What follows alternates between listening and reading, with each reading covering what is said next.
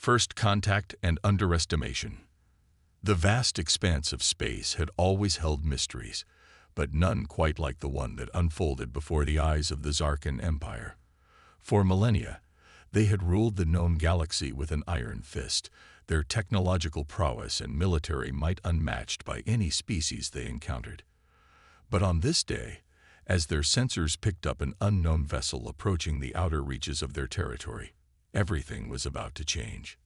Admiral Vorax stood on the bridge of the Zarkan flagship, his 4 eyes narrowed as he studied the holographic display before him. The unknown ship was small, barely a blip compared to the massive warships of the Empire. Yet it moved with a purpose that caught his attention. "Identify that vessel," Vorax commanded, his voice a low rumble that sent ripples through the gelatinous bodies of his subordinates. A junior officer, trembling slightly, responded, "Admiral, our databases have no match. It appears to be of unknown origin." Vorax's upper eyes blinked in surprise while his lower pair remained fixed on the display. In all his cycles of service, he had never encountered a truly unknown species. The Empire's reach was vast, its knowledge of the galaxy nearly complete. Or so they had thought. "Hail them," he ordered, curiosity overpowering caution. Moments later, the holographic display flickered, and an image appeared. Vorax found himself staring at a bizarre creature. It stood on 2 legs, with only 2 eyes and a strange patch of fur atop its head. Its skin was pale and smooth, unlike the scaled and plated species the Zarkan were used to encountering.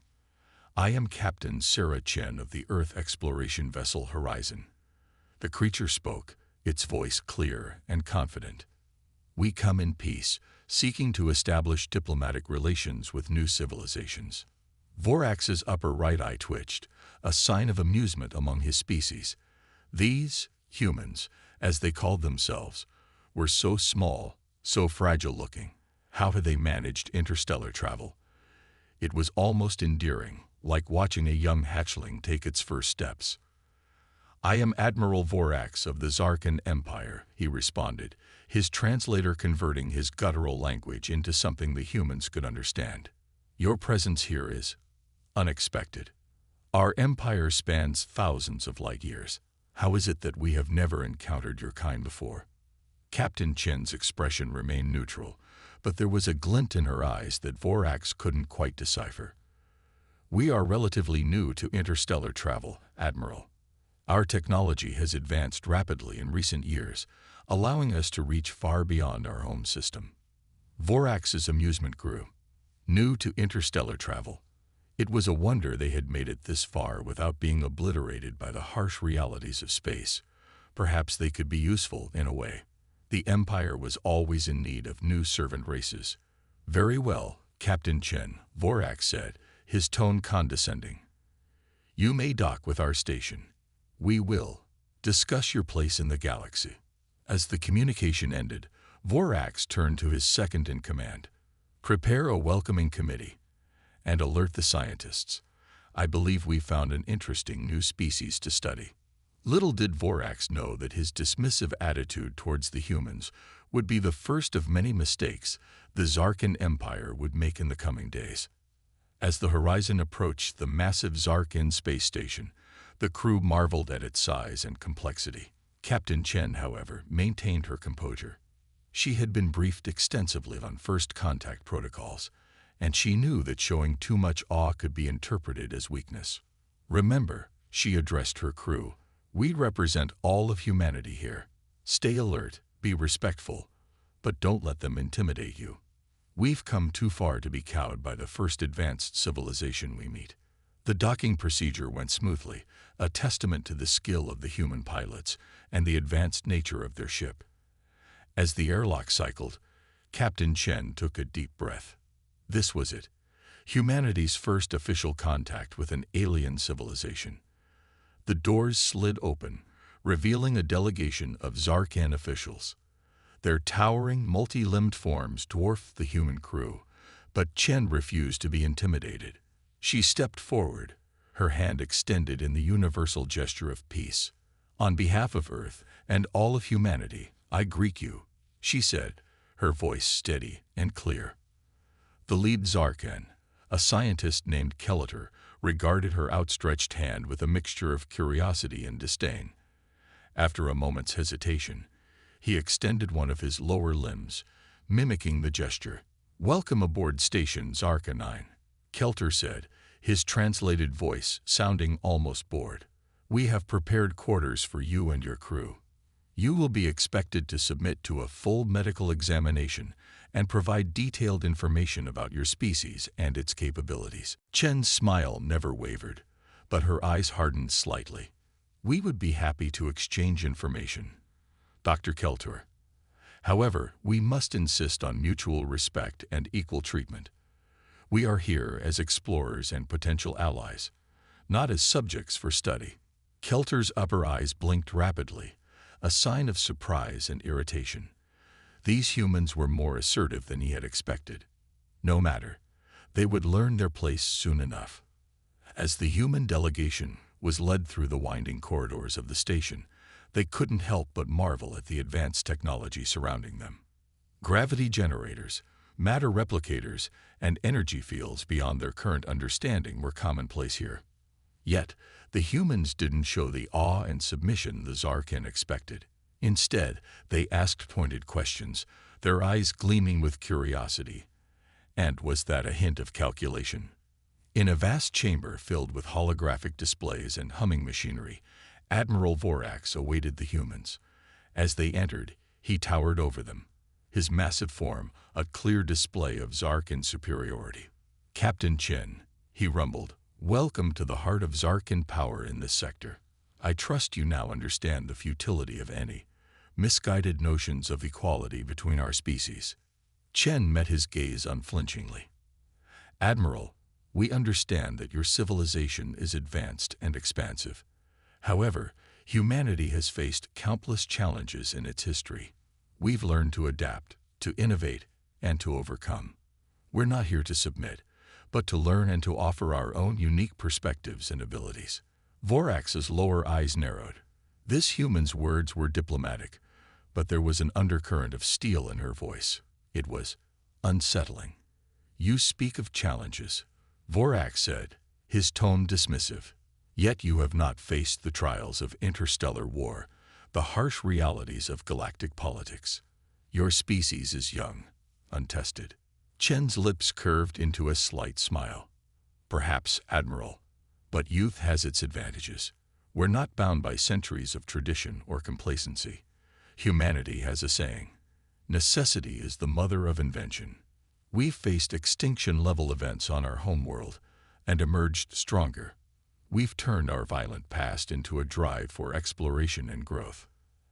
As she spoke, the other human crew members moved about the chamber, their eyes taking in every detail, their hands occasionally brushing against consoles and equipment. The Zarkan scientists watched nervously, unsure whether to stop them or not. Vorax felt a flicker of unease. These humans were not reacting as expected.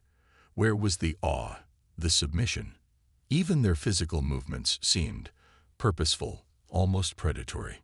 "You will provide us with the coordinates of your home world," Vorax demanded, attempting to reassert control over the situation. "The Zarkan Empire must assess the potential of your species and determine its place within our dominion." Chen's smile faded, replaced by a look of determination that sent a chill down Vorax's spine. "I'm afraid that won't be possible, Admiral. Earth's location is classified.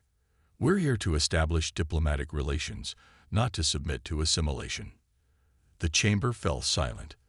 The Zarkan had never encountered a species that dared to refuse such a direct order. Vorax's facial scales flushed with anger, his massive form tensing as if preparing for combat. "You dare," he growled, his translator struggling to convey the full menace of his tone. "You are but insects compared to the might of the Zarkan Empire. We could crush your entire civilization with a fraction of our fleet." Chen stood her ground, her crew moving subtly into defensive positions around her. "That would be inadvisable, Admiral," she said, her voice calm but carrying an edge of warning. Humanity may be young in the galactic stage, but we are far from defenseless. We hope for peace, but we are prepared for any eventuality. As if to emphasize her point, a series of alarms suddenly blared throughout the station.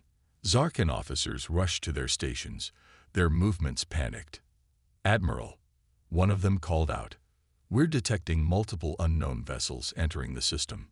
They appear to be human in origin." Vorax's 4 eyes widened in shock. How was this possible? They had only detected a single ship. Chen's expression remained neutral, but there was a glint of satisfaction in her eyes.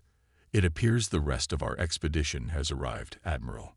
Perhaps now we can discuss our potential alliance on more equal terms." As the holographic displays filled with images of sleek, advanced human warships taking up strategic positions around the Zarkan fleet, Vorax realized that the Empire had made a grave miscalculation.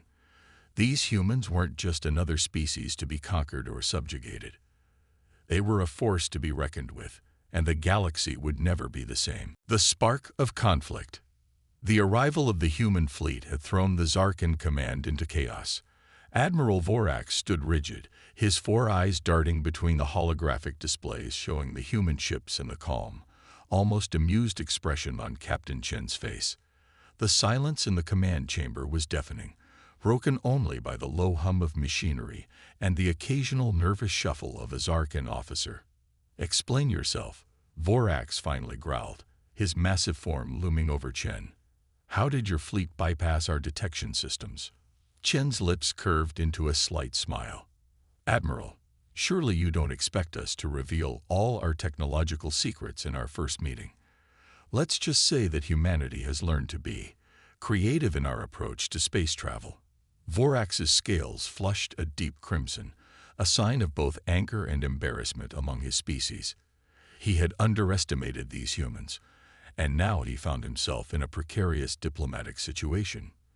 The Empire had never been in such a position before, and the uncertainty was maddening. "You speak of diplomacy," Vorax said, struggling to keep his voice even. "Yet you bring warships to our doorstep. Is this how humans negotiate? Through shows of force?" Chen's expression hardened slightly. "We came prepared for any eventuality, Admiral. Your own words about crushing our civilization made it clear that preparedness was necessary. We hope for peace, but we will not shy away from protecting our interests." As they spoke, both human and Zarkan crews worked feverishly at their stations. The humans, despite their smaller numbers, moved with a synchronized efficiency that unnerved the watching Zarkan scientists. It was as if they could anticipate each other's actions without verbal communication. Kelter, the lead Zarkan scientist, approached Vorax and whispered urgently, "Admiral, our initial scans of their ships are troubling. Their technology is unlike anything we've encountered. It's not just advanced, it's innovative, unpredictable." Vorax's lower eyes narrowed as he processed this information. The Empire had always relied on its technological superiority to maintain dominance. The idea that these newcomers might possess capabilities beyond their understanding was deeply unsettling. "Captain Chen," Vorax said, turning back to the human leader, "perhaps we have gotten off on the wrong foot, as your species might say. Let us discuss terms for a mutually beneficial relationship." Chen nodded, but her eyes remained wary. "We're open to discussion, Admiral.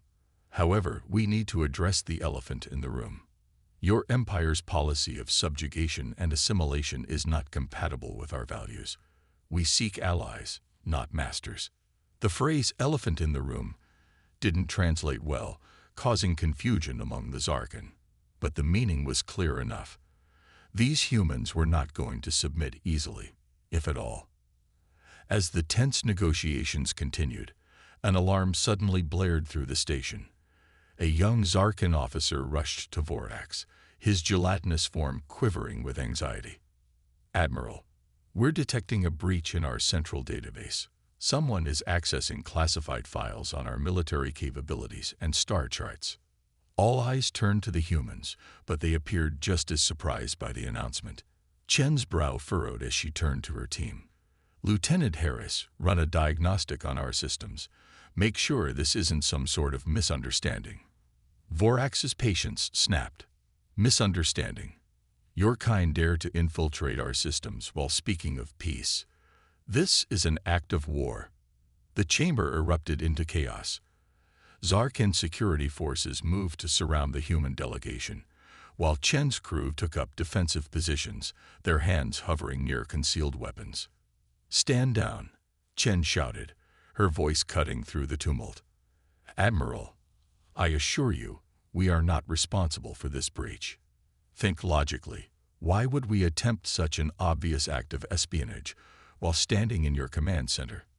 Vorax hesitated. The human's words made sense, but years of unchallenged dominance had made the Zarkin quick to anger and slow to trust. If not you, then who? He demanded. As if in answer, the main view screen in the chamber flickered to life. The image that appeared caused gasps of shock from both humans and Zarkan alike. It showed a planet, blue and green like Earth, but with unfamiliar continents, and descending upon it was a massive fleet, a Zarkan invasion force. What is this? Chen asked, her voice tight with controlled anger. Admiral, you claim to seek peaceful relations, yet your empire is invading another world, as we speak. Escalation and revelation. The next few cycles were a blur of frantic activity. The combined human and Zarkan forces worked tirelessly to contain the spreading conflict, but it seemed that for every fire they put out, two more ignited elsewhere in the galaxy. The mysterious third party had planned their move meticulously, sowing chaos and destruction on an unprecedented scale. Captain Sarah Chen found herself in the unlikely position of coordinating with Admiral Vorax, their earlier antagonism set aside in the face of a greater threat. They had established a joint command center on the Zarkin station, where representatives from both species worked side by side, their differences forgotten in the heat of crisis. Report. Chen barked as she strode into the command center, her eyes immediately drawn to the massive holographic display showing the state of the galaxy. The map was a sea of red, indicating active conflict zones. A young human lieutenant, Emily Reeves, stepped forward. Captain, we've managed to halt the Zarkan advance on Proxima Centauri II, but we've lost contact with our colonies in the Epsilon Eridani system. The Zarkan fleet there went dark shortly after. Vorax, who had entered behind Chen, let out a low growl. Our forces in the Atraxis sector have been decimated. Whatever this enemy is, they're not just manipulating us. They're actively engaging in combat and winning. Chen's brow furrowed as she studied the map. Something wasn't adding up. How are they everywhere at once? Even with advanced FTL technology, no single race should be able to coordinate attacks across such vast distances simultaneously. As if in answer to her question, an alert sounded from one of the Zarkan consoles. A scientist rushed over, his gelatinous form quivering with excitement. Admiral, Captain, we've detected an anomaly in the Theta Serpentis system. It appears to be a spatial rift of some kind. The holographic display zoomed in on the system, showing a swirling vortex of energy where empty space should have been. As they watched, enemy ships emerged from the rift, immediately engaging the defending Zarkan forces. By the Great Void, Vorax breathed, his four eyes wide with shock. They're using artificial wormholes. That's how they're moving so quickly across the galaxy. Chen's mind raced with the implications. If their enemy could create stable wormholes at will, they had an insurmountable strategic advantage. Unless... Lieutenant Reeves, Chen called out, pull up everything we have on the Krasnikov tube experiments from the Horizon Project. Reeves looked startled but complied, her fingers flying over the holographic interface. Moments later, a series of complex equations and diagrams appeared on a secondary display. Vorax turned to Chen, confusion evident in his alien features. What is this? Possibly our only chance, Chen replied, her eyes scanning the data. Before we left Earth, Our scientists were working on a theoretical method of FTL travel using tubes of warped space-time. We never got it to work reliably, but maybe. She trailed off, lost in thought. Vorax watched her, a newfound respect growing in his heart. These humans, faced with technology far beyond their own, weren't cowering or despairing. They were innovating, adapting, looking for solutions where none seemed to exist. "What do you need?"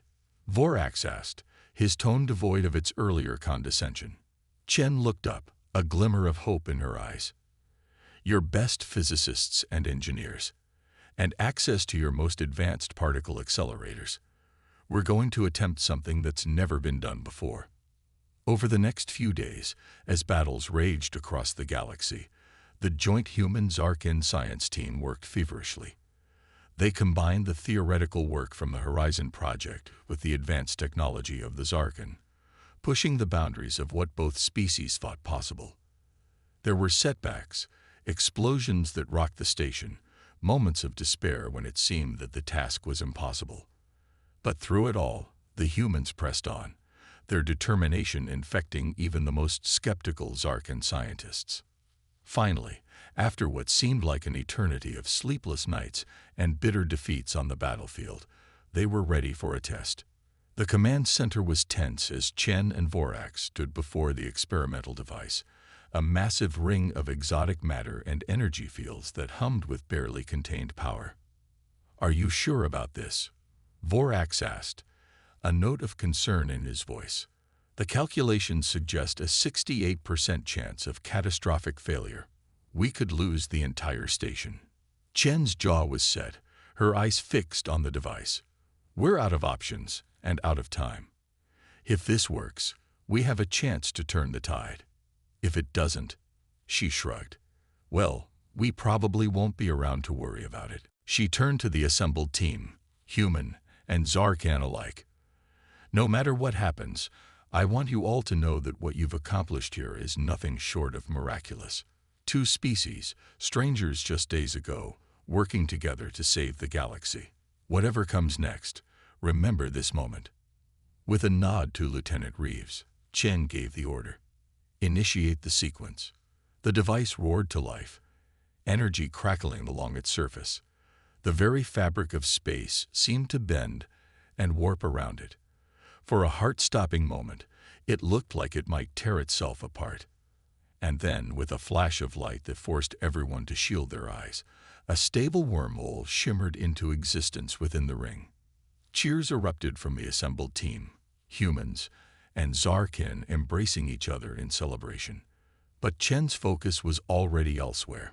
"Get me a probe through that portal now," she ordered. "Let's see where we've opened a door to." As the data from the probe began streaming in, Chen allowed herself a small smile. They had done it. They had created a stable, controllable wormhole. The strategic implications were enormous. But her satisfaction was short-lived.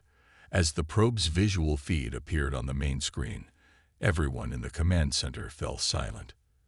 They were looking at the heart of enemy territory, a massive shipyard floating in space, churning out the very ships that had been terrorizing the galaxy. And at the center of it all, a structure that defied description, pulsing with energy that their sensors couldn't even begin to quantify. "By all the stars," Vorax whispered, his voice filled with awe and terror, "what have we found?" Chen's expression hardened, her earlier elation replaced by grim determination. "We found our target, Admiral. Now we take the fight to them."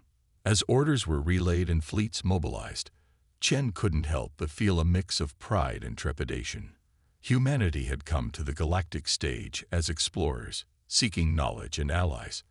Now they found themselves at the forefront of a war that would determine the fate of every sentient being in the galaxy.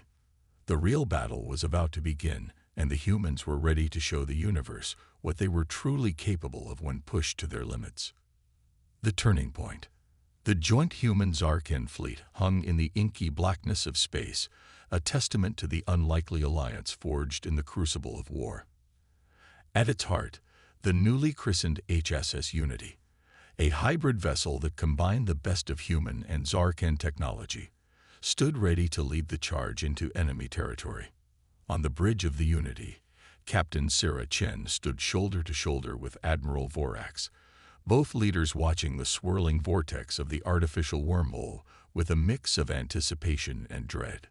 "All ships report ready, Captain," Lieutenant Reeves announced, her voice steady despite the tension palpable in the air. Chen nodded, her eyes never leaving the view screen. "Send the signal. Operation Trojan Horse is a go." As the fleet began to move towards the wormhole, Vorax turned to Chen, his 4 eyes blinking in rapid succession, a sign of nervousness in his species. "Captain, I must confess, this plan of yours, it's unlike anything in Zarkan military doctrine. Are you certain it will work?" Chen allowed herself a small smile. "Admiral, if there's one thing humans excel at, it's thinking outside the box. Our enemy expects a frontal assault. They won't be prepared for this." The plan was audacious, bordering on insane by most military standards. Instead of a direct attack on the enemy shipyard they had discovered, the bulk of the fleet would create a diversion, drawing out the enemy's forces. Meanwhile, a small elite team led by Chen and Vorax would infiltrate the heart of enemy territory using a cloaked shuttle equipped with reverse-engineered wormhole technology. Their target, the mysterious structure at the center of the enemy base, which their scientists believed to be the source of the enemy's power. As the Unity led the main fleet through the wormhole, chaos erupted. The enemy, caught off guard by the sudden appearance of a massive joint fleet in their home territory, scrambled to respond. Ships poured out of the massive shipyard, engaging the human and Zarkan forces in a spectacular firefight that lit up the void of space. Amidst the confusion, a small, sleek vessel slipped away from the Unity, its advanced cloaking technology rendering it virtually invisible.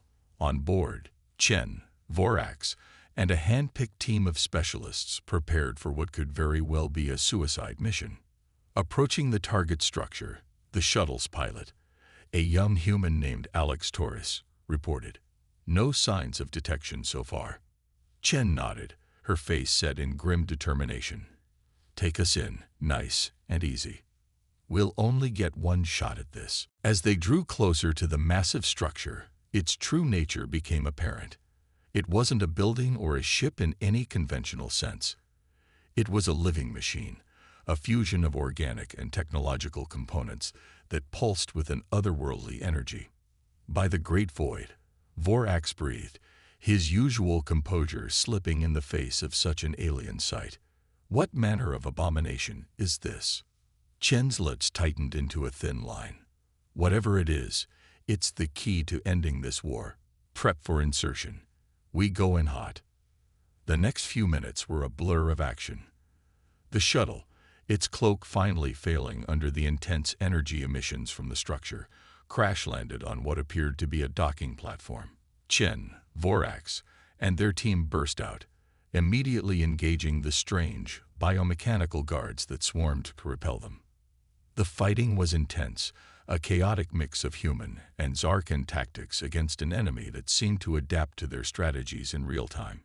But the joint team pressed on, their diverse skills and technologies complementing each other in ways that neither species could have achieved alone. As they fought their way deeper into the structure, Chen couldn't help but marvel at how seamlessly her human crew worked alongside the Zarkan. Reeves, her tactical officer, coordinated perfectly with a Zarkan warrior, their combined efforts clearing a path through waves of enemies. Torres, the pilot, worked in tandem with a Zarkan engineer to hack into the structure's systems, gradually giving them control over its defenses. Finally, after what felt like hours of grueling combat, they reached what appeared to be the central chamber. And there, suspended in a field of swirling energy, was the source of all their troubles, a being unlike anything they had ever encountered. It was massive, easily dwarfing even the largest Zarkan. Its form shifted constantly, as if it couldn't decide on a single shape, but its eyes, countless, glowing orbs scattered across its undulating surface, fixed on the intruders with unmistakable malevolence. Fascinating, it spoke, its voice resonating not through the air, but directly in their minds. The prey becomes the predator. How? Unexpected. Chen stepped forward, her weapon raised. We're here to end this war. Shut down your operations, recall your forces, or we'll be forced to destroy you. The beings' laughter echoed in their heads, a sound that sent shivers down their spines. Destroy me? You insignificant specks. I am eternal. I am the end of all things. Your pitiful alliance is nothing but a futile gesture in the face of inevitability.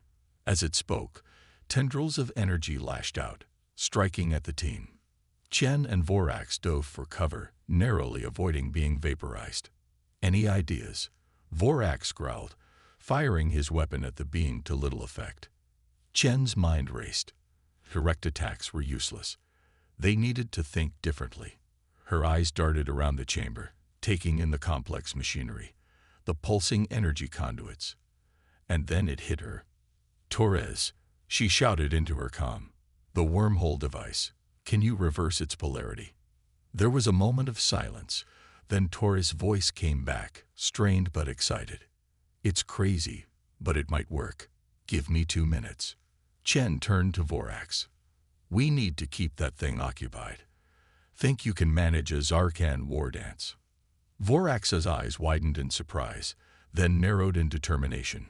Captain, you're about to witness why the Zarkan were feared across the galaxy long before we had starships. What followed was a display of athleticism and ferocity that Chen could scarcely believe. Vorax moved with a speed and grace that belied his massive size, drawing the being's attention and attacks while the rest of the team worked frantically to implement Chen's desperate plan. Just when it seemed they couldn't hold out any longer, Torres' voice crackled over the comm. It's done. Activating now. The chamber filled with a blinding light as the reversed wormhole device sprang to life.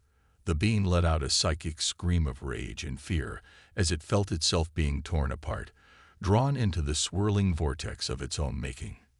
No, it howled. This is impossible. I am eternal. I am. Its words were cut off as the last of its vast form was sucked into the wormhole. For a moment, the universe seemed to hold its breath. Then, with a thunderous boom that shook the very fabric of space-time, the wormhole collapsed in on itself, taking the being and its entire base with it. In the sudden silence that followed, Chen and Vorax looked at each other, scarcely able to believe what had just happened. Did we just? Vorax began. Chen nodded, a mixture of exhaustion and exhilaration on her face. Yeah, we did. As reports began flooding in of enemy forces across the galaxy suddenly going dormant, the realization sank in. They had done it. Humans and Zarkan, working together, had saved the galaxy. Chen allowed herself a moment to savor the victory before the weight of what came next settled on her shoulders. The war was over, but the real work of building a lasting peace was just beginning. As they made their way back to their shuttle, Chen couldn't help but feel a sense of pride. Humanity had not just survived its baptism by fire on the galactic stage. It had thrived, proving that adaptability, creativity, and the willingness to cooperate could overcome even the most dire of circumstances.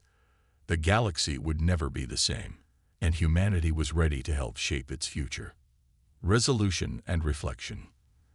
The grand hall of the newly constructed Galactic Cooperation Center buzzed with activity. Representatives from hundreds of species, once subjugated by the Zarkan Empire or untouched by galactic politics, had gathered to witness a historic moment. At the center of it all stood Captain Sarah Chen and Admiral Vorax, the unlikely duo whose leadership had saved the galaxy from an unimaginable threat. As Chen surveyed the crowd, she couldn't help but marvel at how far they had come. Just months ago, humans were unknown in the galactic community, and the Zarkan were feared conquerors. Now they stood side by side as architects of a new era of peace and cooperation. The murmur of the crowd died down as Chen stepped up to the podium, Vorax at her side. She took a deep breath, feeling the weight of history on her shoulders. Distinguished representatives, honored guests, she began, her voice carrying across the hall. "We stand here today, not just as survivors of a terrible war, but as the shapers of a new galactic future. A future built not on domination and fear, but on mutual understanding and cooperation." She paused, letting her words sink in. The threat we faced was beyond anything any of us could have imagined. It sought to divide us, to turn us against each other. But in doing so, it inadvertently revealed a truth that will forever change the course of galactic history. We are stronger together. Vorax stepped forward, his imposing form a stark contrast to Chen's smaller stature. Yet, as he spoke, his voice carried not menace, but humility and hope. "The Zarkan Empire," he rumbled, "long believed that strength came from subjugation. We were wrong. True strength, as our human allies have shown us, comes from diversity, from the sharing of ideas and cultures. It comes from lifting each other up, not pushing others down." A murmur of agreement rippled through the crowd. Chen couldn't help but smile, remembering the Vorax she had first met. Arrogant, dismissive, unable to conceive of humans as equals. The change in him mirrored the change in the galaxy itself. "Today," Chen continued, "we propose a new path forward. The formation of the Galactic Cooperative, a body where all species, regardless of their technological advancement or military might, have an equal voice. Where disputes are settled through dialogue, not warfare. Where the sharing of knowledge and resources benefits all." As Chen and Vorax outlined the structure of the new cooperative, the excitement in the hall was palpable. Species that had been at war for generations now looked at each other with newfound respect and curiosity. The human delegation, small but proud, stood tall, finally taking their place among the stars. After the formal proceedings, Shen found a quiet moment alone with Vorax on a balcony overlooking the sprawling city that had sprung up around the Cooperation Center. The sky above was alive with ships of all shapes and sizes, a testament to the diversity of life in the galaxy. "Did you ever imagine it would end like this?" Chen asked, leaning on the railing. Vorax let out a low rumble that Chen had come to recognize as laughter. "Never in 1,000 cycles, Captain. When we first encountered your ship, I thought you were barely more than animals. Now," he gestured at the bustling city below, "now, I see you as the catalyst that may have saved us all from ourselves." Chen nodded, her expression thoughtful. "We had our own doubts, you know. When we set out from Earth, we hoped to find allies, to expand our knowledge. We never expected to be thrust into a war for the very survival of the galaxy. And yet, Vorax mused, you adapted. You took our technology, combined it with your ideas in ways we never considered. You turned a weapon of war into a tool of salvation." He shook his massive head in wonder. "Humans don't just fight, Captain Chen. You revolutionize." Chen smiled at the compliment, but her eyes held a hint of sadness. "We paid a heavy price for that revolution. So many lives lost, worlds devastated. The road ahead won't be easy." Vorax placed one of his lower arms gently on Chen's shoulder, a gesture that would have been unthinkable just months ago. "No, it won't be easy, but we face it together. The Zarkan have much to atone for, but with humans by our side, I believe we can build something greater than either of our species could have achieved alone." As they stood there, watching the sun set on a new era of galactic history, Chen felt a surge of pride and hope.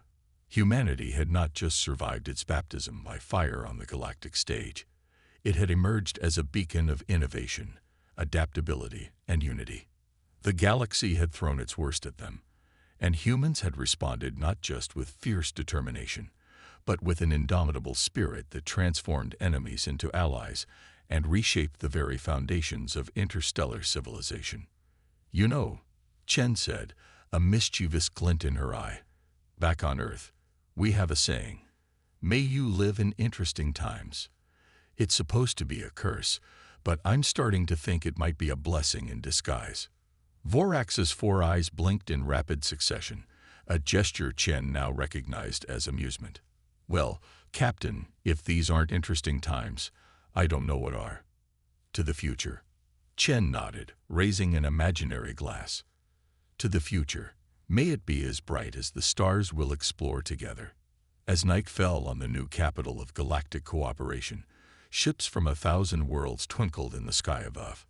And among them, the first joint human-Zarkan exploration vessel prepared to embark on a mission of discovery, carrying with it the hopes and dreams of two species who had learned that the greatest victory wasn't in conquering the galaxy, but in uniting it.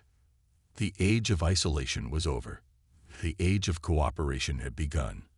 And humanity, the newcomers who had changed everything, stood ready to lead the way into a future limited only by the bounds of imagination and the spirit of unity that had saved them all.